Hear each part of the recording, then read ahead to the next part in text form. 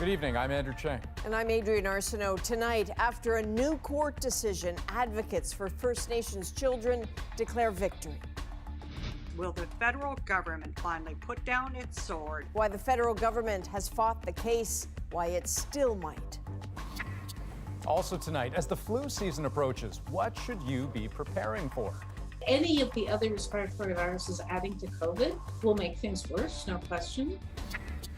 Why Canadian employers are finding it hard to find enough workers. It's everywhere. It's every industry, every part of the country. And on the eve of the National Day for Truth and Reconciliation, that information has never been made public.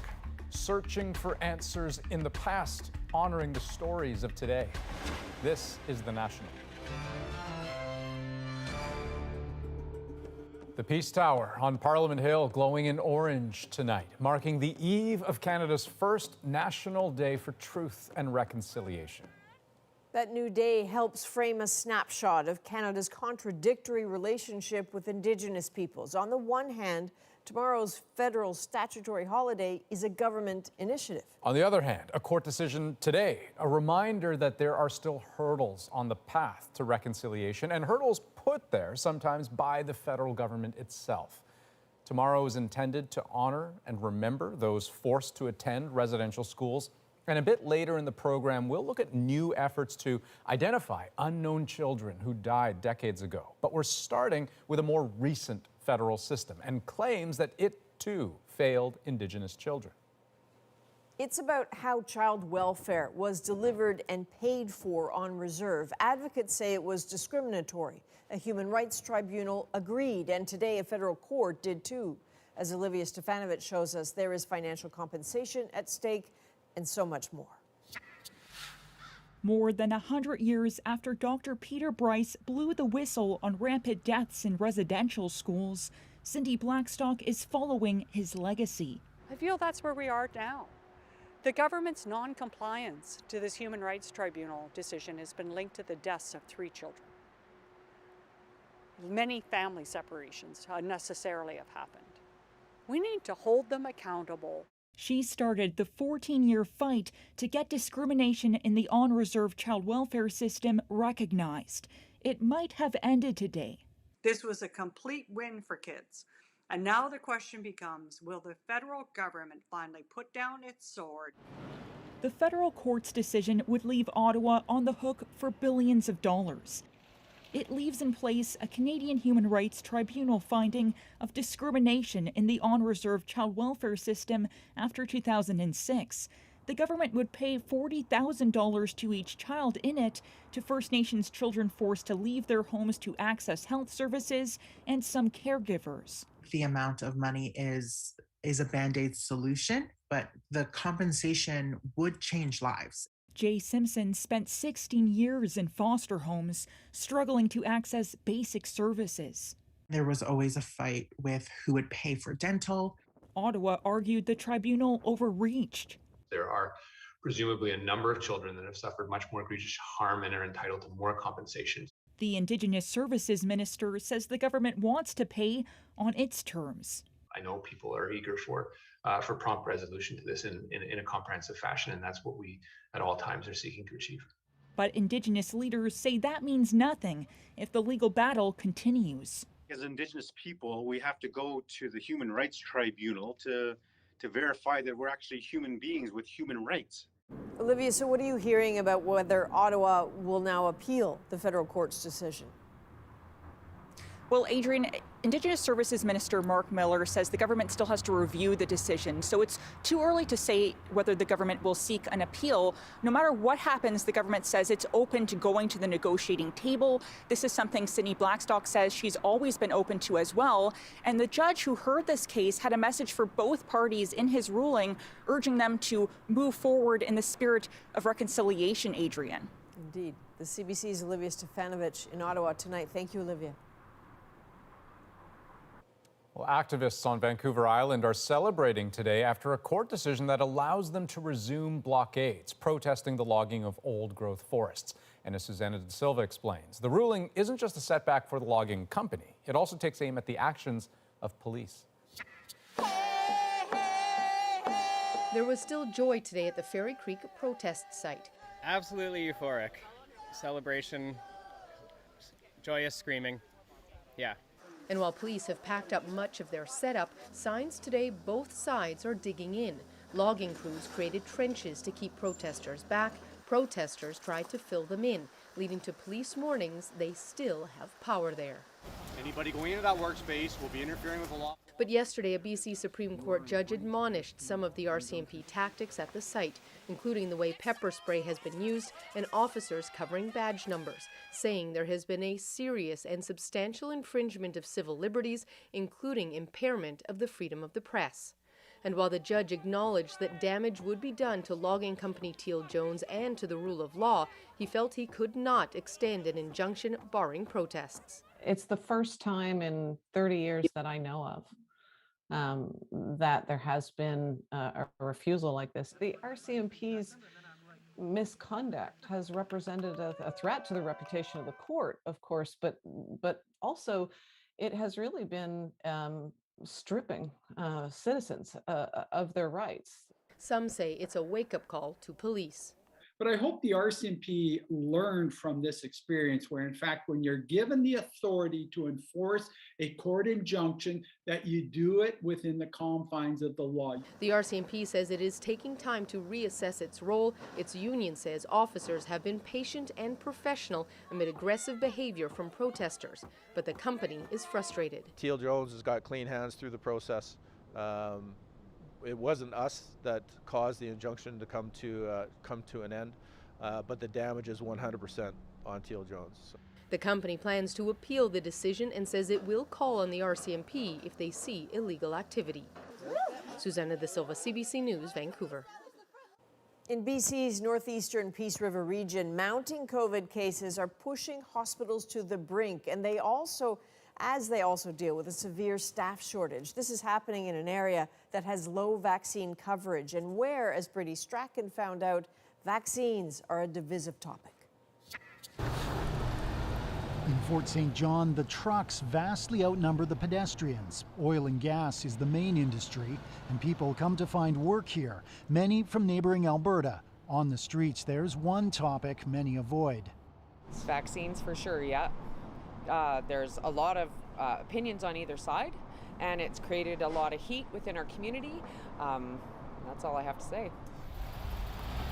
The vaccination rate in the region is the lowest in the province. Just over half the population is fully vaccinated.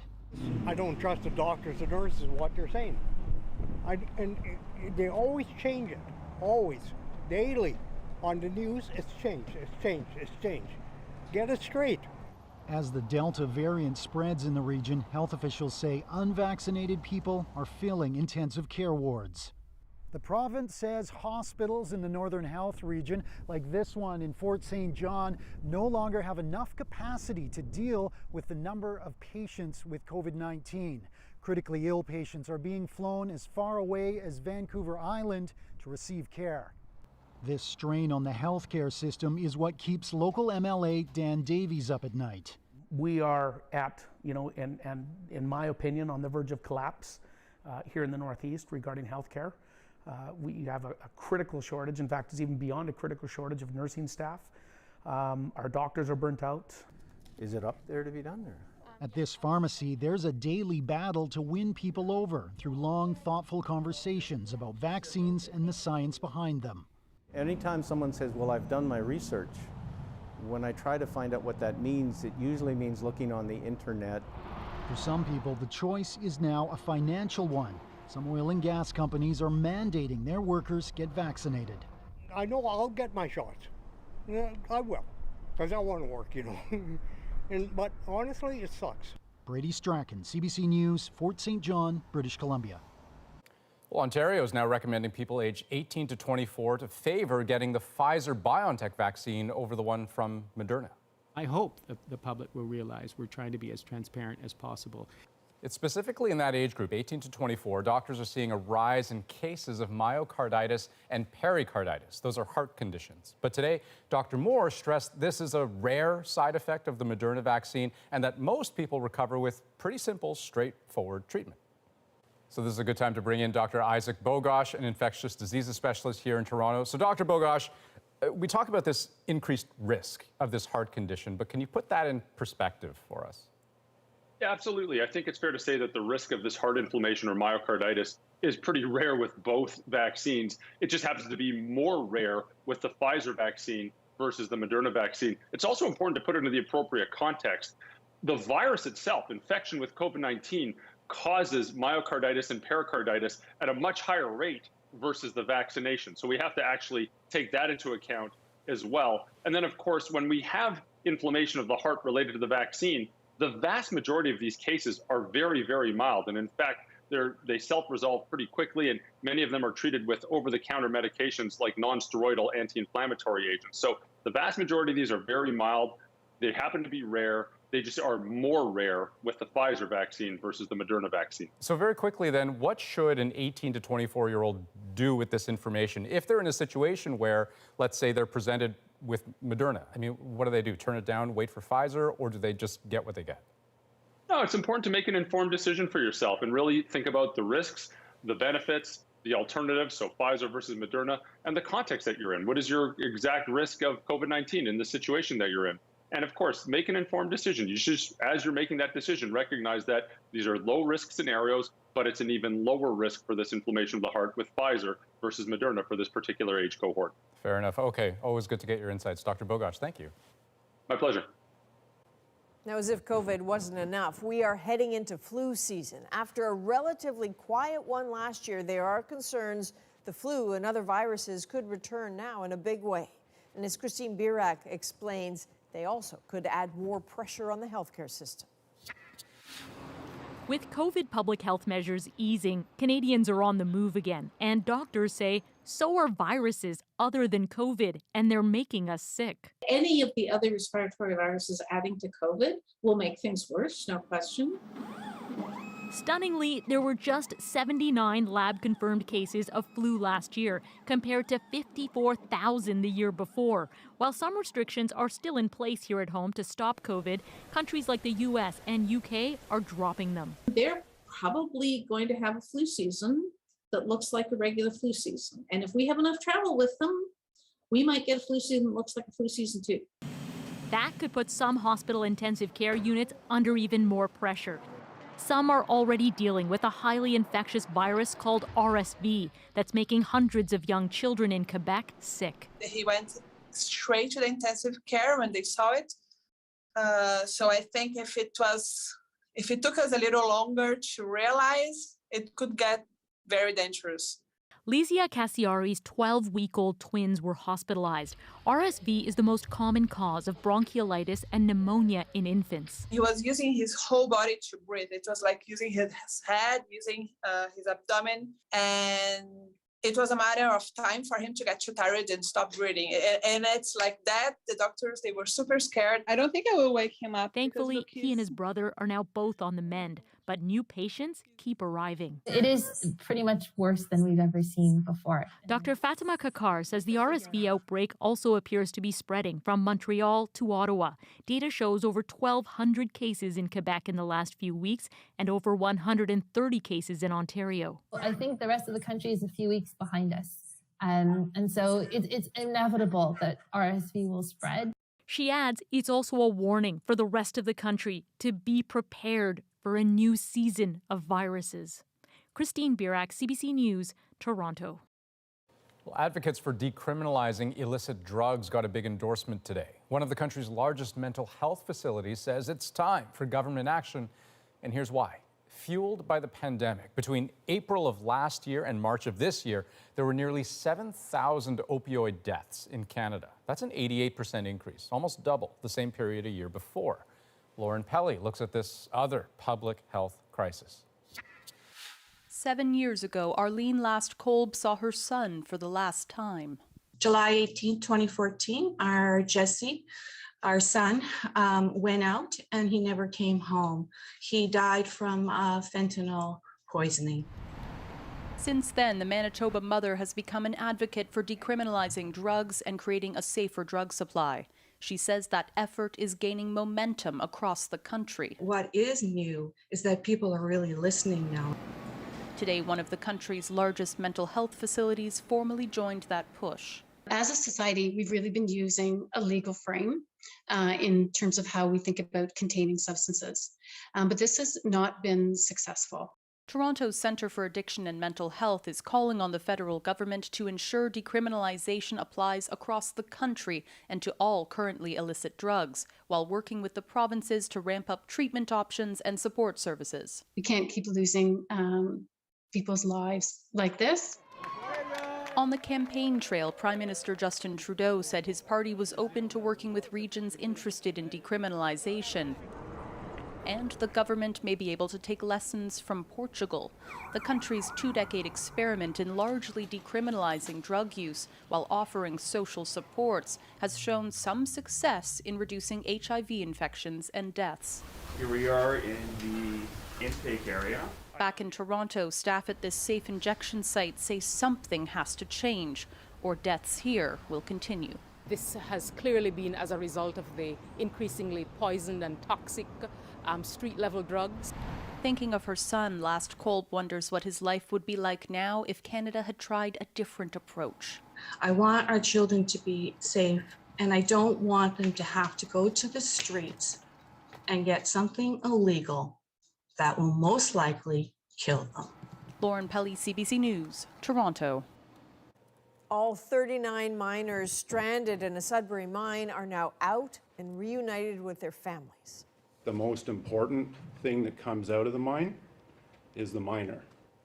Stuck underground since Sunday, the last 4 miners made it to safety early this morning. Both Vale, the company that owns the mine, and Ontario's Ministry of Labour have launched investigations into what happened. Now, as we mentioned earlier, tomorrow is Canada's first National Day for Truth and Reconciliation.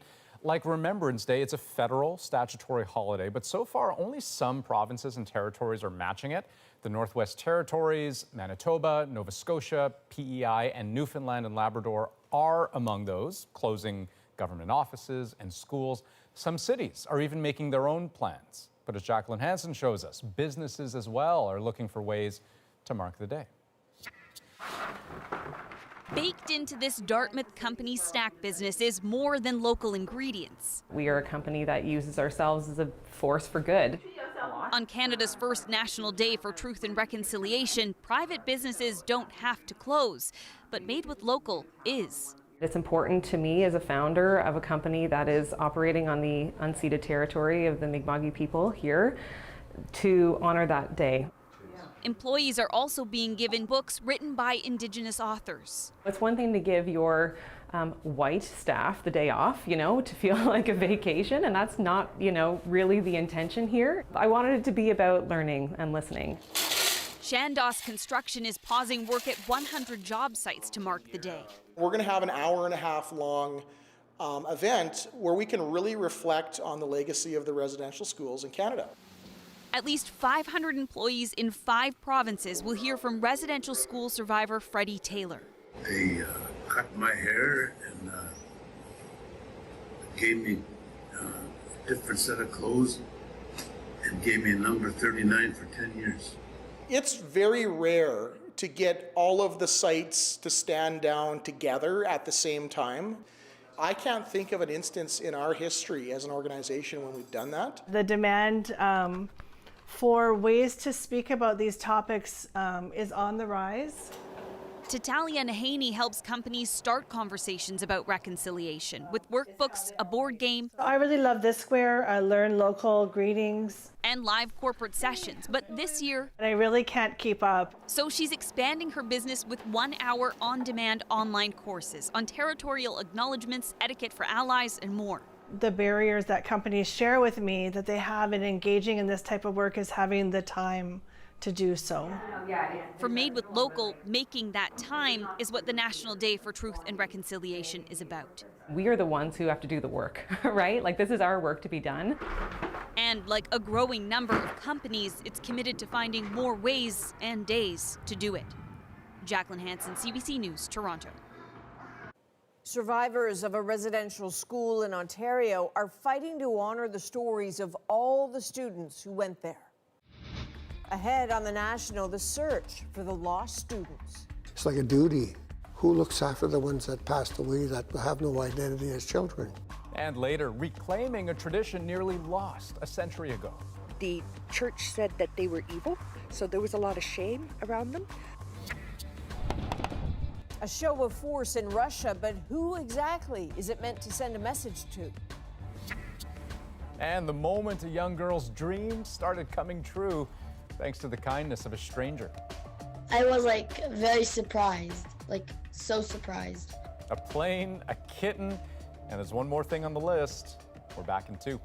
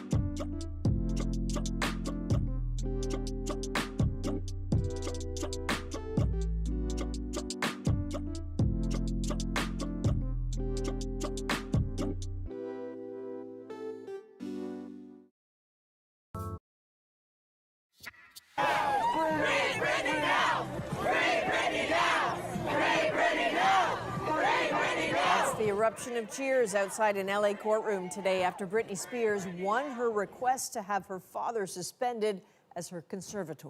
A judge said the arrangement reflected a toxic environment and was untenable. The court approved a temporary overseer of the pop singer's finances. With the Taliban takeover in Afghanistan, Russia is flexing its military muscles in Central Asia, recently conducting drills near its southern border. As Briar Stewart shows us, it was a display of force the Kremlin was eager for the world to see. It was a deliberate show of military might. This multinational exercise took place over 4 days on a sandy, windswept range near Russia's border with Kazakhstan.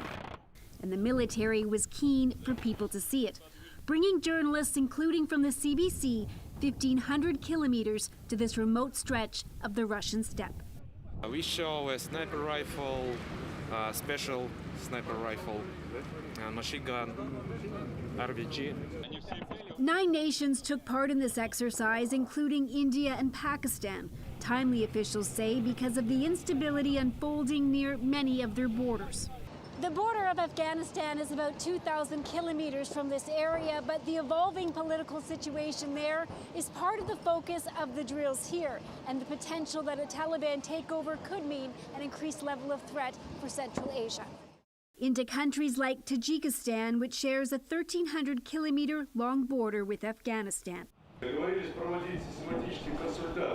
We must have coordinated action, said one of Russia's top military commanders, adding that terrorist groups could move into new regions as borders are overwhelmed with a wave of Afghan refugees.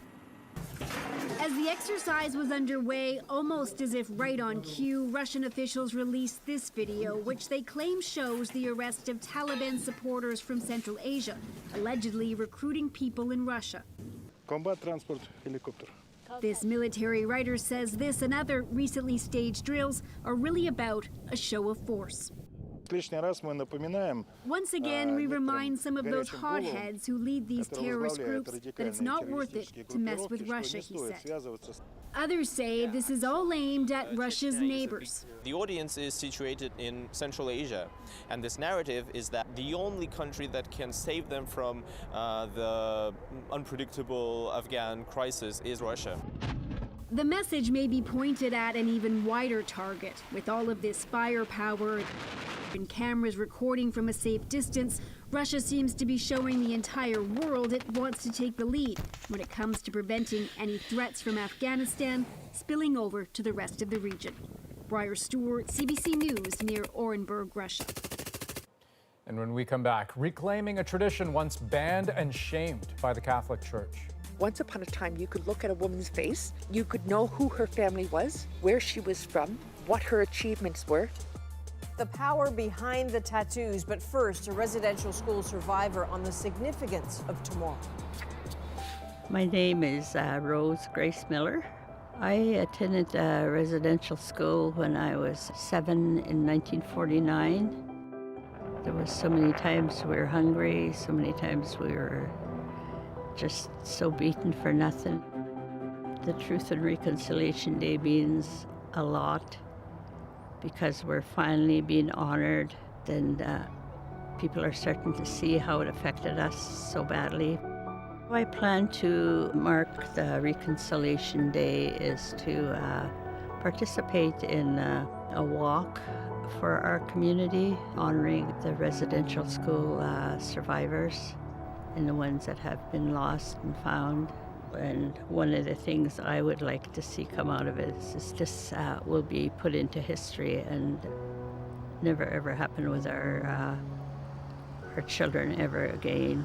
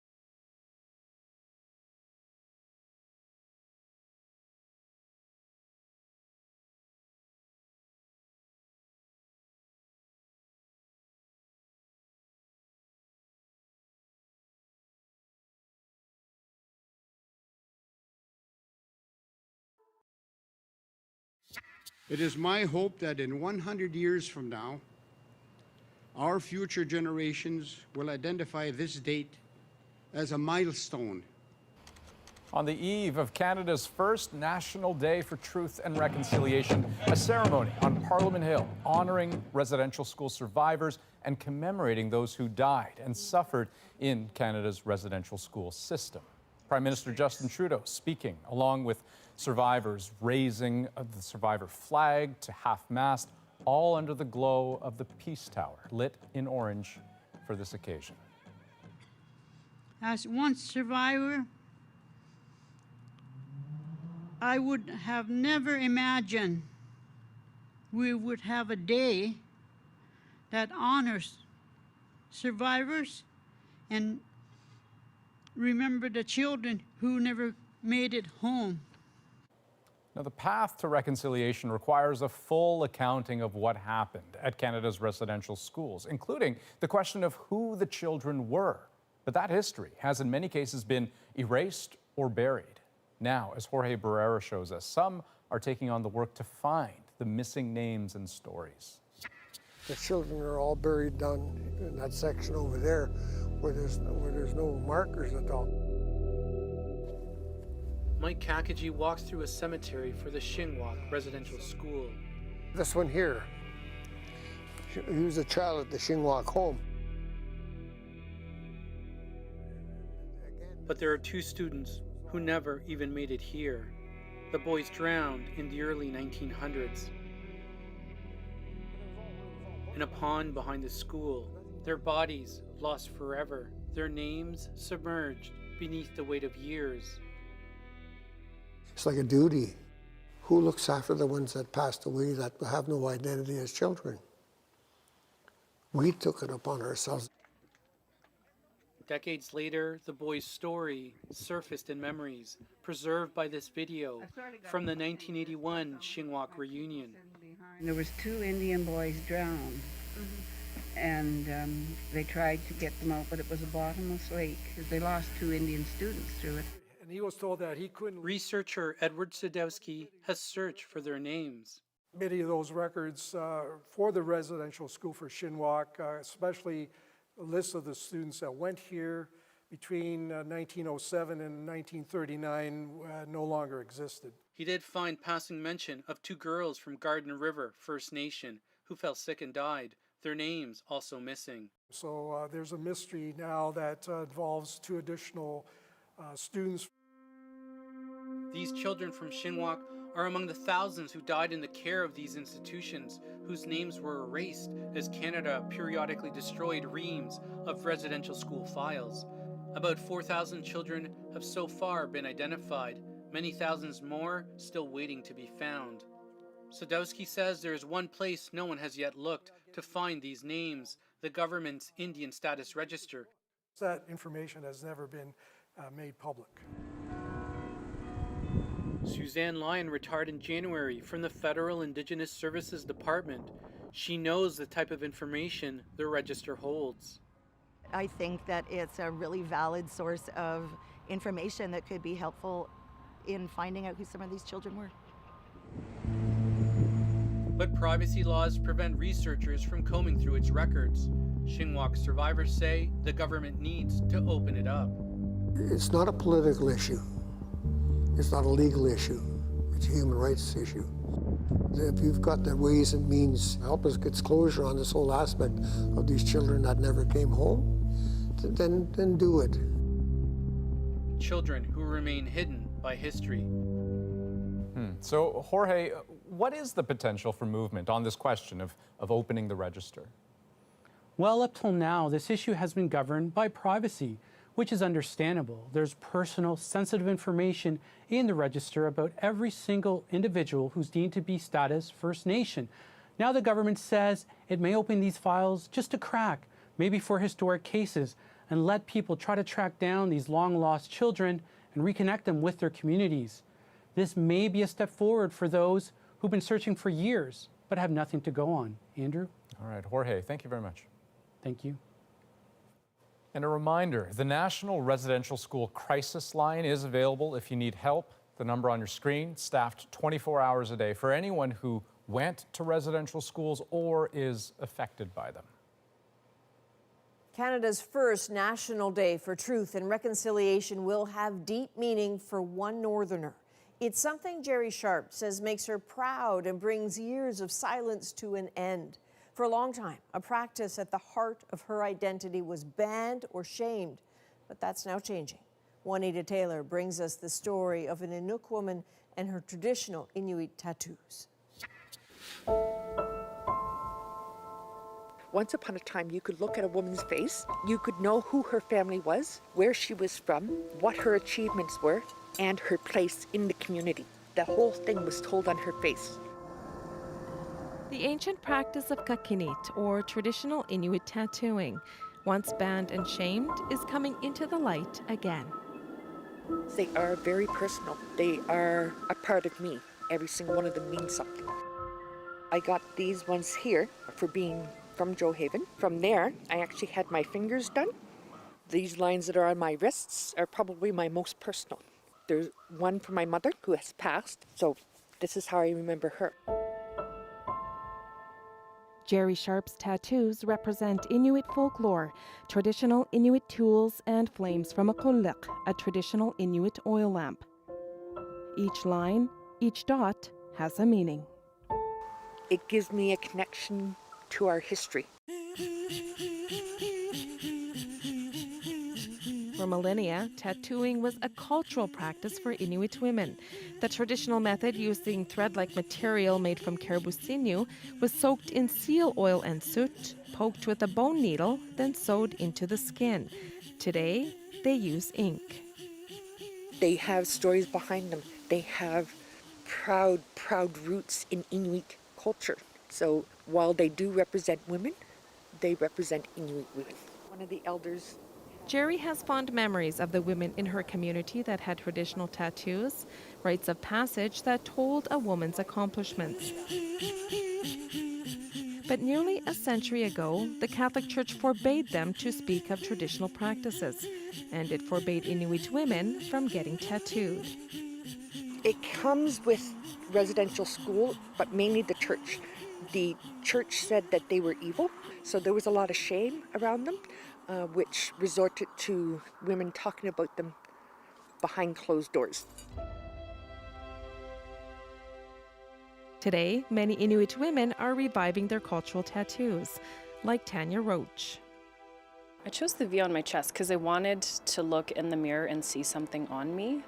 I had asked the tattoo artist if he would tattoo my forehead, but this was almost 10 years ago, and he's like, I'm not tattooing anyone's face. And so I got my chest tattooed so that I can see it every time I look in the mirror and also cover it up when I feel like it. Tanya got her tattoos as a new mother. She wanted her son Kays to grow up with a piece of their culture. I spent 15 years in the NWT foster care system. And so when I became a mother, I didn't have a value system that would help me raise my son. And so that's when I looked to our culture, Inuit culture, like researching traditional knowledge, practicing throat singing and tattoos. And I feel humbled and I feel strong at the same time.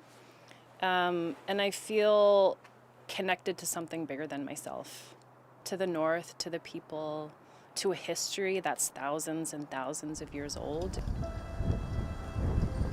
That history matters to Jamie Dawn Kanagana Kudluk as well. She comes from a family of tattooed women. I think it's important to keep it going because for so long we weren't allowed to do it. And it's just a way of showing who I am, part Inuk, trying to connect with that side of my family. Just, it's part of my identity. Mm-hmm. It has given Jamie and the women closest to her a renewed sense of family. There really is a big bond now. It brought us very close to each other. Mm-hmm. Even closer than we were before. For me, it represents strength, resilience. It, in my mind, confirms that I'm Inuk. It gives me a sense of belonging. And on this first National Day for Truth and Reconciliation, Jerry stands strong. Her culture, her story, reclaimed. It's going to be a day that we can be proud to be Indigenous, that we can be proud to be Inumari, and to still be here. and to still speak Inuk. I'm proud that Canada went ahead and designated that day. It needed to happen. Juanita Taylor, CBC News, Yellowknife.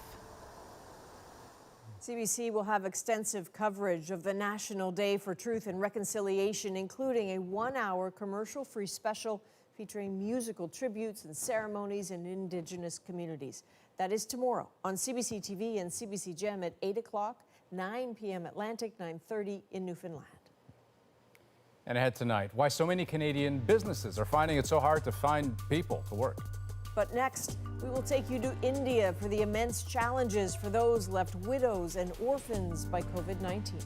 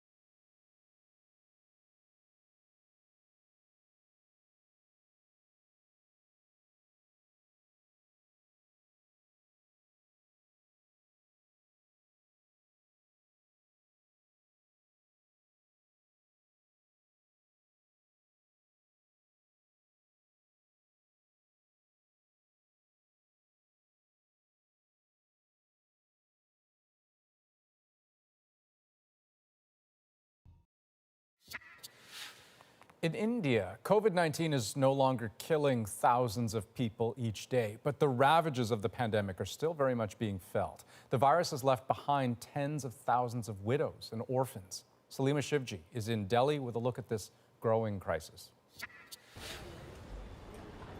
In one of the poorest parts of Delhi, the pain of COVID-19 is inescapable. It's everywhere. The loss almost too much for Sapna Devi and her sons, left without their father, their husband, the family's breadwinner. He was gone in less than a week. I feel defeated, hopeless. She barely has enough strength to fight for the government compensation offered to COVID widows and orphans. She can't read or write, and still she's managed to amass all these documents to prove her husband died after catching the virus. It's overwhelming, she says. They tell me to run around town for different forms, and it could still take a full year to get any money. Help comes in the form of a local NGO. Community workers check in on her regularly. They're also handing out bags of food and money from private donors to widows and children who've lost loved ones to the virus. For Jyoti Gupta, it's a lifeline, the only support she has. I felt so alone, struggling through my husband's illness.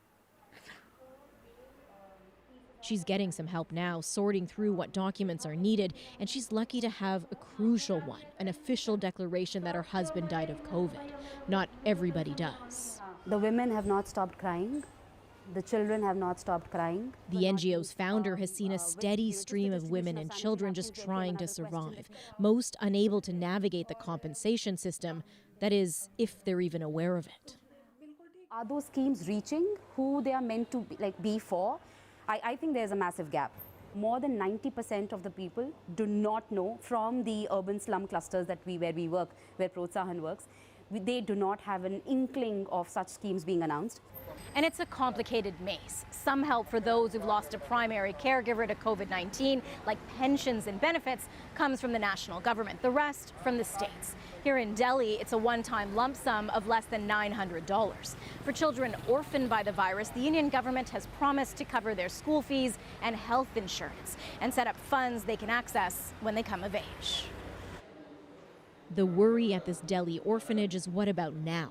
How to tackle the emotional weight of losing a parent so abruptly. Vikas and his brother are wading through it. I feel useless. It's terrible, he says. My mother died when I was a baby, and now I don't know how to plan for the future without my father. His younger brother Akash often feels uneasy, but day by day, he says, it's getting better. Vikas laser focused on leading a dance class for the other orphan boys. It helps drown out thoughts of the change in direction his life has taken. A distraction, too, on the playground. These children have lost parents to the virus, but they don't live at the orphanage. They have extended family to care for them. Still, they come here every day for the company and the solace. Outside, the perils are many. They're at higher risk of depression, of dropping out of school, of being exploited. That should be frightening all of us. For child protection officials, the scale of the trauma across the country is staggering. It's nothing short of national emergency. 80,000 children losing one parent, and this country losing a whole generation potentially is a disaster that would be worse than COVID. That pain, real and immediate for those left behind, trying to survive as best they can. Salima Shivji, CBC News, Delhi. When we come back, a big challenge facing a lot of businesses across the country. The employers really are struggling. Most of them that are calling us are begging for help. Why is it so difficult to find people to work? We'll look at that next.